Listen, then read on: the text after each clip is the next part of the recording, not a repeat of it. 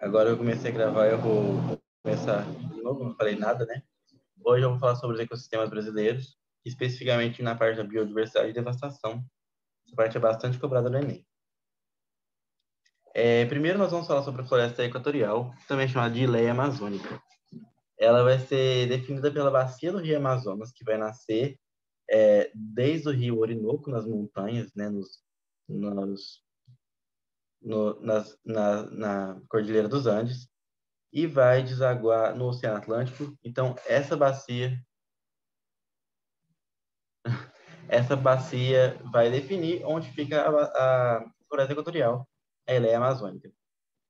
Ela vai abranger a Bolívia, Colômbia, Equador, Guiana, Guiana Francesa, Peru, Suriname, Venezuela e Brasil, sendo o Brasil o lugar onde mais se concentra essa área, né? Os padrões térmicos e pluviométricos. Vocês vão seguir no vídeo? Desculpa, alguém me no meio. Desculpa, esqueci de fazer isso antes. Os padrões térmicos e pluviométricos são extremamente altos, ou seja, chove muito. Estão conseguindo me ouvir? Agora, tá bom? Ainda não? Será que eu posso fazer alguma coisa?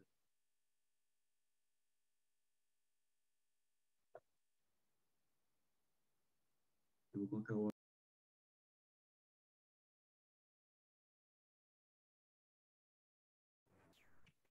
Consegue me ouvir melhor agora?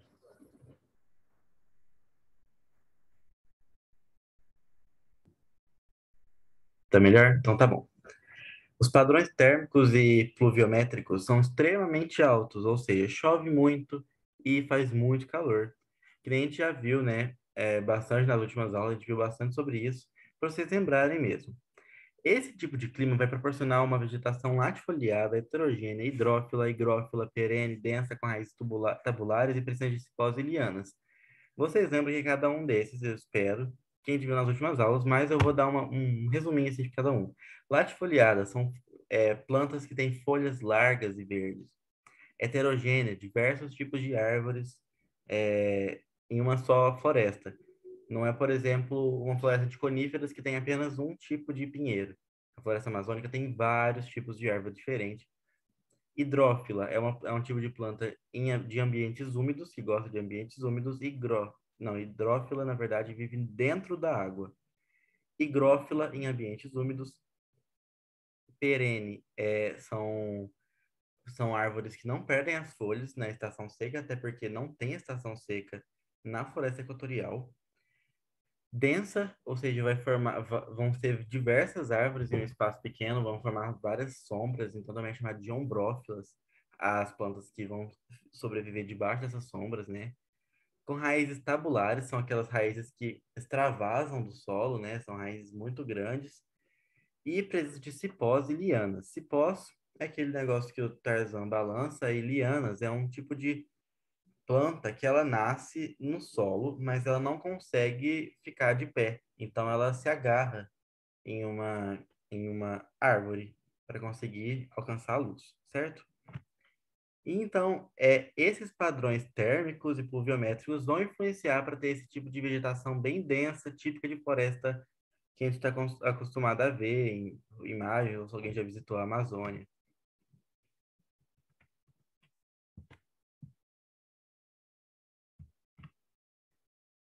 Na Ileia Amazônica, nós vamos ter três tipos de vegetação. Na verdade, é um mesmo bioma, mas com três diversidades.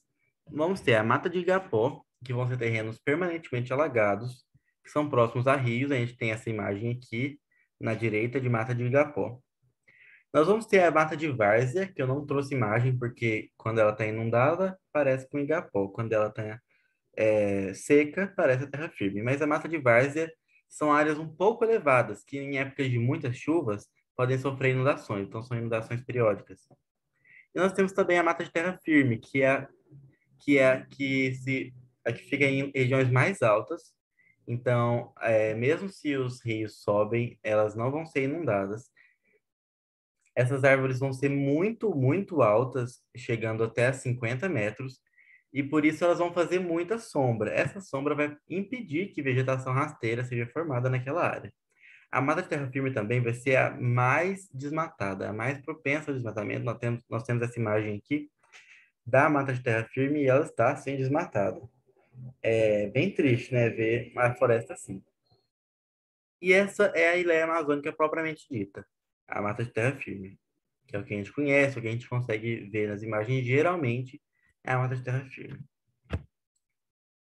Quanto à hidrografia da Amazônia, nós vamos ter rios volumosos e perenes. Perenes são rios que não se secam, não depende de estação seca e chuvosa, vai estar sempre rios abundantes de água. Igarapés, que são riachos que adentram a mata, furos, que vão ser braços que vão ligar dois rios, ou um rio, um lago, dois lagos, e paranamirins, que são braços de água que contornam ilhas fluviais. Quanto ao solo, nós vamos ter o solo pobre, com uma camada fina de nutrientes, vai ser um solo arenoso. Que se você cavar bastante, você vai encontrar um solo bem arenoso, bem pobre. Mas o solo amazônico existe um ecossistema de um estado de equilíbrio. O estado de equilíbrio desse ecossistema, porque as folhas das árvores caem, animais morrem, árvores morrem. Então, toda essa matéria orgânica é depositada no solo e ela vai ser usada depois pelas próximas árvores, pelos próximos animais também. Então, é um estado de equilíbrio. O solo não é fértil, mas ele se aduba de acordo com o ciclo das coisas. Os principais problemas ambientais da Amazônia vão ser o desmatamento. 15% da área da Mata Amazônica já está desmatada. Esses são dados de 2018, não sei atualmente. A atividade agrícola, principalmente para a soja e a pecuária, vão ser as maiores causas desse desmatamento. Nós vamos ter também construção de rodovias e hidrelétricas como causa desse desmatamento. Vou destacar aqui também, principalmente no Pará, muito desmatamento relacionado à mineração.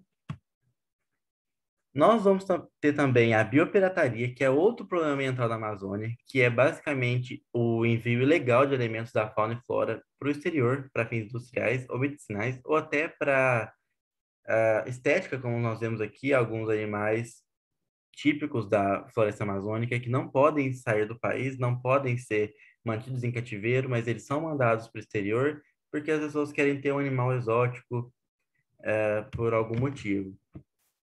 E nós também vamos ter recursos biológicos que vão ser apanhados dos indígenas e recursos intelectuais também, recursos biológicos e intelectuais apanhados dos povos nativos dessa região e vão ser patenteados por multinacionais. Então, alguns tratamentos vão supor um tipo de cosmético natural indígena. É, só para se mostrar, não serve para nada ter um animal exótico. Adota um animal que está sofrendo na rua, por exemplo, melhor, não? Um, então, essas multinacionais vão pegar um conhecimento ou algum recurso biológico dos povos nativos dessa região, por exemplo, um cosmético natural indígena. Vão explorar esses indígenas, vão pegar essa ideia deles, esse conhecimento deles e vão desmatar para extrair esses recursos para poder fazer esse cosmético natural e não vão dar crédito nenhum a essa população nativa. Também é um tipo de biopirataria. Então, não é só com animais, não é só com árvores ou ervas medicinais, acontece também com recurso intelectual. Outros problemas ambientais que nós vamos ter vai ser as queimadas e o garimpo e a extração mineral. As queimadas vão transformar as florestas em roças e pastagem. É o jeito mais barato de fazer isso. É um jeito muito barato, fácil de você limpar uma área de floresta e transformar aquilo em um pasto.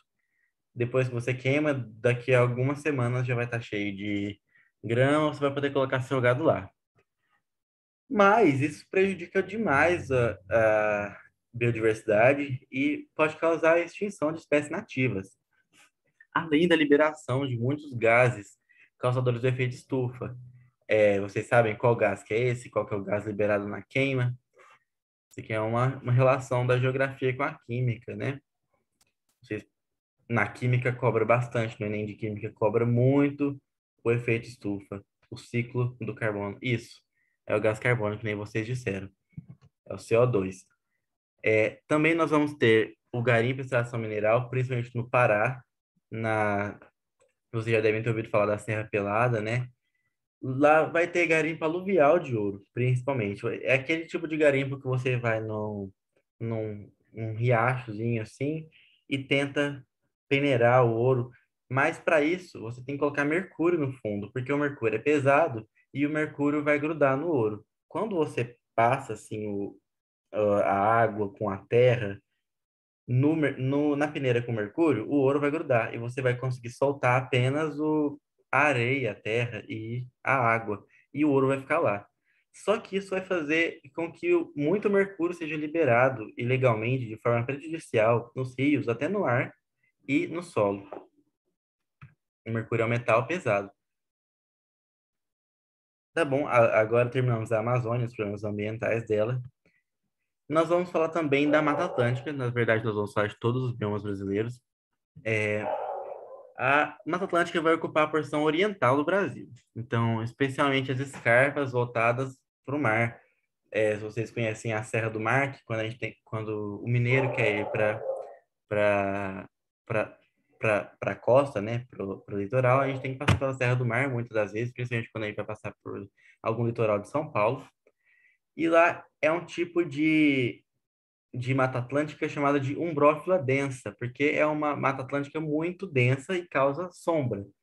Sombra umbrófila. Tem essa relação, umbrófila quer dizer que causa sombra. Além da umbrófila densa, nós vamos ter a estacional semidecidual, que vai acontecer mais no interior do país, em toda essa região aqui que nós vemos, Mata Atlântica. Eu não sei se Passos faz parte da Mata Atlântica. A minha cidade, que eu nasci, Campo Belo, sim, que ela é mais para o leste um pouco. Passos talvez está numa região de transição entre a Mata Atlântica e o Cerrado. Mas mesmo assim, se for Mata Atlântica, é semidecidual. É o ecossistema mais devastado do país. Apenas 7% restante. Vocês conseguem ver aqui nessa imagem? Tudo isso que era esse amarelo claro era o domínio da Mata Atlântica. Agora nós temos apenas esses pontinhos verdes, esses rabiscos verdes. Não sobra praticamente nada, né? É, a Mata Atlântica vai estar presente do Rio Grande do Norte ao Rio Grande do Sul. Os solos vão ser expostos ao intemperismo químico por causa da umidade. Então, como vai chover muito, vocês lembram que é intemperismo químico que a gente já viu nas aulas passadas, quando chove, a água vai lavar os nutrientes. Então, em geral, são solos que estão suscetíveis a desabamentos, também não são muito férteis, com algumas exceções, por exemplo, no Paraná, que eu vou falar agora, a mata de araucária. A mata de araucária é um tipo de floresta subtropical, né? Vai ser composta de vegetais aciculifoliados, que são pinheiros. Vocês lembram das aulas passadas? Aciculifoliados são árvores que têm folhas modificadas para ou frio ou perda de água, né? Que são folhas em formato de agulha. São os pinheiros. Na Mata de Araucária, nós vamos ter especificamente, principalmente, o pinheiro do Paraná, também chamado de Araucária, por isso chama Mata de Araucária, e tem sofrido grande redução esse bioma devido à exploração de madeira pela indústria moveleira e de celulose. Então, eles desmatam bastante isso para produzir papel e móveis. São móveis muito, muito quistos no mercado. O desmatamento também acontece para a agricultura, principalmente de soja e trigo. A Mata dos Cocais. A Mata dos Cocais é uma floresta de transição entre a floresta amazônica, a caatinga e o cerrado, ou seja, está no meio de três. É uma floresta de transição, assim como o Pantanal, que nós vamos ver daqui a pouco, e se estende entre os estados do Maranhão, Tocantins e Piauí. O predomínio vai ser de palmáceas, ou seja, de palmeiras, plantas, aquelas que têm um tronco e as árvores em forma de palmeira, é, principalmente o babaçu e a carnaúba. Essas duas plantas são importantíssimas para a cultura local. O babaçu e a carnaúba vão servir de muitas formas para a população. Basicamente, muitas pessoas dessa região sobrevivem pela extração do babaçu de canaúba. Eu não sei especificamente o que se extrai de cada uma, mas toda a planta é aproveitada, desde os coquinhos que elas soltam até a casca da árvore. As folhas são usadas para telhados de casas rudimentares, para artesanato. Eles extraem óleos do babaçu e da carnaúba. Então, é usado de diversas formas. Essas duas árvores são muito importantes para a cultura local. E esse extrativismo de subsistência é um dos principais causas do desmatamento da mata dos cocais. Então, nós vamos ter o Cerrado, que é o segundo maior bioma do Brasil. Vai estar localizado na porção central do Brasil, então vai se estender por basicamente desde o centro-oeste até o sudeste, e um pedacinho do norte também, no Tocantins. Vai ser classificado globalmente como savana. Então, Cerrado é o nome desse bioma, mas o tipo dele é savana. É semelhante à savana que nós conhecemos da África, mas com algumas diferenças na fauna. Vai ser a savana é típica de clima tropical, com duas estações bem características, que são o inverno, que é seca, e o verão, que é chuvoso. Nós vamos ter três tipos de clima tropical, vocês já devem ter visto. Então, nós temos o tropical de altitude, o tropical úmido, que é do litoral, que vai contar com a floresta floresta atlântica, Mata Atlântica, desculpa, e o tropical propriamente dito, tropical semiúmido, vai estar localizado na parte central do Brasil e vai consistir no bioma do Cerrado. Por mais que o Cerrado possa parecer um pouco pobre quando a gente olha para ele é muito importante ter uma diversidade muito grande nele. Então, nós temos que reconhecer isso como uma das maiores biodiversidades do país. A vegetação do Cerrado é herbácea arbustiva, o que significa que tem é, plantas de baixo porte, ou seja, gramíneas, assim, e arbustos, plantas de até 10 metros, certo? Até 20 metros considera vegetação arbustiva. No cerrado, as árvores, que nem nós vimos nas aulas anteriores, as árvores vão possuir troncos grossos e retorcidos para evitar a perda de água. As folhas podem cair na estação seca. As raízes são bem profundas para atingir os lençóis freáticos, que também estão muito, muito no fundo do solo, né? Tudo isso para sobreviver na estação seca. Dentro do cerrado, nós podemos identificar alguns tipos de formações diferentes, como os campos limpos, os campos sujos, os campos cerrados, o cerrado típico e o cerradão. Os campos limpos são áreas que predomina a vegetação herbácea, então vai ter muito poucos arbustos e árvores. Nos campos sujos, nós vamos ter maior predominância de arbustos. O campo cerrado e o cerrado típico são vegetações que estão no meio termo. Nós vamos ter bastante gramíneas, mas também vamos ter bastante arbustos e algumas árvores. E o cerradão predomina árvores, predomina porte arbóreo. O solo do cerrado, de maneira geral, é um solo ácido e pobre, com alto potencial agrícola. Mas como que ele pode ser ácido, pobre, com alto potencial agrícola? Por causa das técnicas de correção. É um solo bem maleável, bem fácil de manusear. É um solo bem propício para a agricultura se ele for corrigido da maneira certa, por exemplo, com calagem para corrigir a acidez, né? E com adubação para corrigir a pobreza dos nutrientes. A atividade agropecuária é a principal causadora do desmatamento. O cerrado, sim, está sendo bastante desmatado.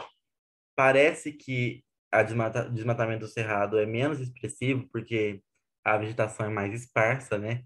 Mas isso não é verdade. A vegetação herbácea do cerrado também é muito importante.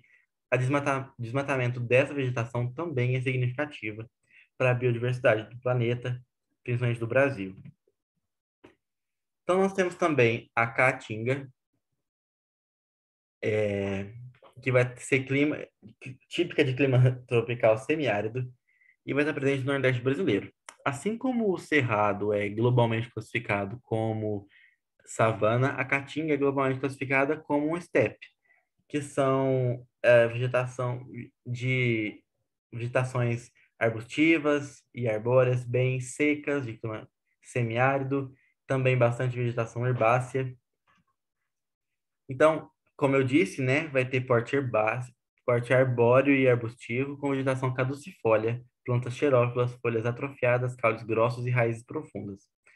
Vegetação caducifólia, se vocês se lembram, são plantas que as folhas caem durante o período seco. Plantas xerófilas, se vocês lembram também, são aquele tipo de planta que se adaptaram a bastante escassez de água, então são os cactos, são os mais conhecidos, né? O tipo de planta xerófila mais conhecido são os cactos. As folhas são atrofiadas, formando espinhos, e os caules são grossos e raízes profundas para conseguir alcançar um pouco de água. Por mais que não pareça, assim como o cerrado, a caatinga possui uma grande biodiversidade. As plantas xerófilas e a fauna da caatinga também são muito importantes para a biodiversidade do país e é importante preservar também. O principal jeito que a caatinga está sendo desgastada é pela desertificação. Nós já falamos sobre a desertificação em algumas aulas para trás, mas o que quer dizer é que ela vai perdendo a sua vegetação. O solo fica mais seco, vai diminuir a quantidade de chuvas, diminuir a quantidade de plantas, né? Diminuir a fauna e a flora. Então vai virando deserto. A Caatinga está se tornando lentamente um deserto. E nós temos focos de desertificação espalhados pela Caatinga, que pode ser que no futuro seja todo deserto. Nós temos também os campos, que é um tipo de vegetação que está presente no Brasil inteiro.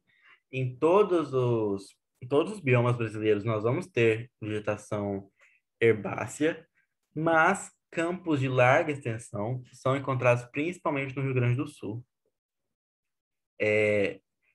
onde nós vamos ter o bioma do Pampa, né, também chamado de Campanha Gaúcha.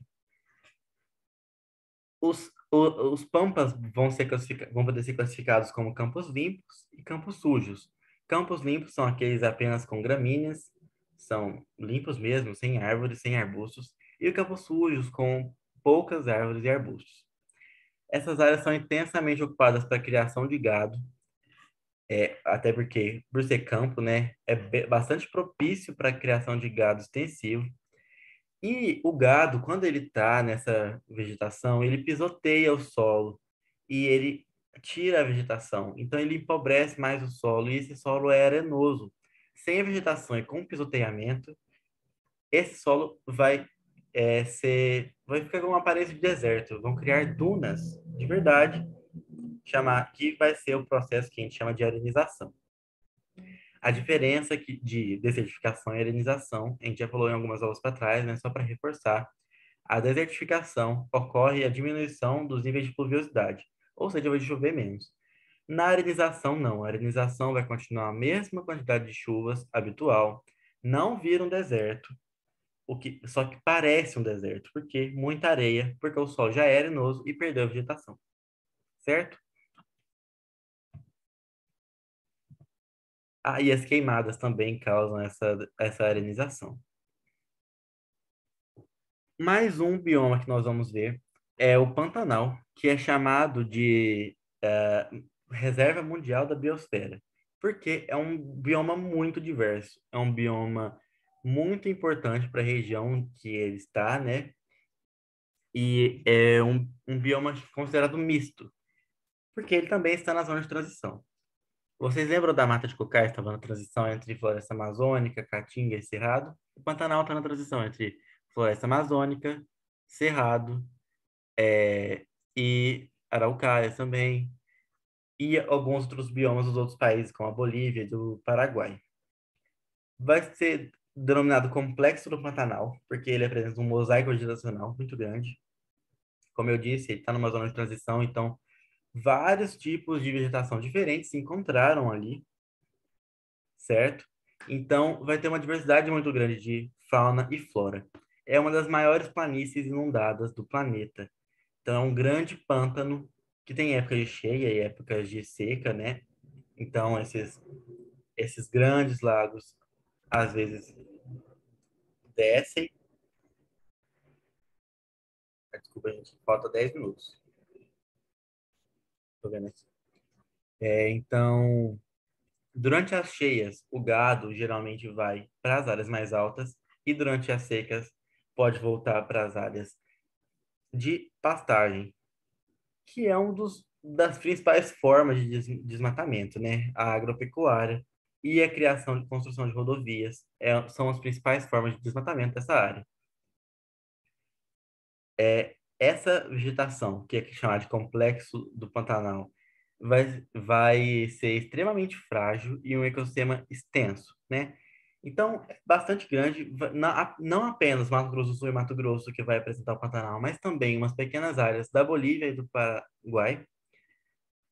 E é extremamente frágil justamente porque está nesse conflito de biomas diferentes. Então, está bastante suscetível à degradação humana. Se nós não cuidarmos bem dele, ele pode ser extinto, certo? E por último, nós vamos ter os mangues. É por último? Sim, por último, nós temos os mangues, que é um representante dos frágeis ecossistemas costeiros. Assim como o Pantanal, também os mangues são um ecossistema frágil.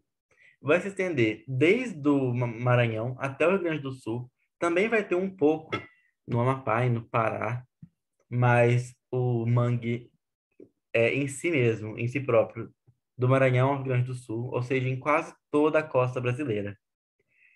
E os mangues, não sei se vocês conhecem, acho que a gente já viu, quando eu expliquei sobre as plantas pneumatóforas, possuem raízes para fora, porque se vocês já viram o mangue, ele possui um solo muito argiloso. Um solo argiloso possui grãos muito finos, então não deixa ter poros. E os poros são necessários para todo o solo, porque as plantas precisam pegar oxigênio pelas raízes também. Como as raízes não têm acesso ao oxigênio debaixo da terra, né, nesse solo argiloso, elas precisam se projetar para fora, conseguindo oxigênio da própria atmosfera. E a degradação associada ao extrativismo mineral,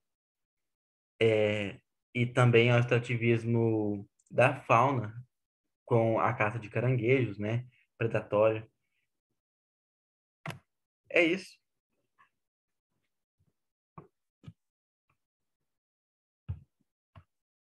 Espero que vocês tenham aproveitado a aula.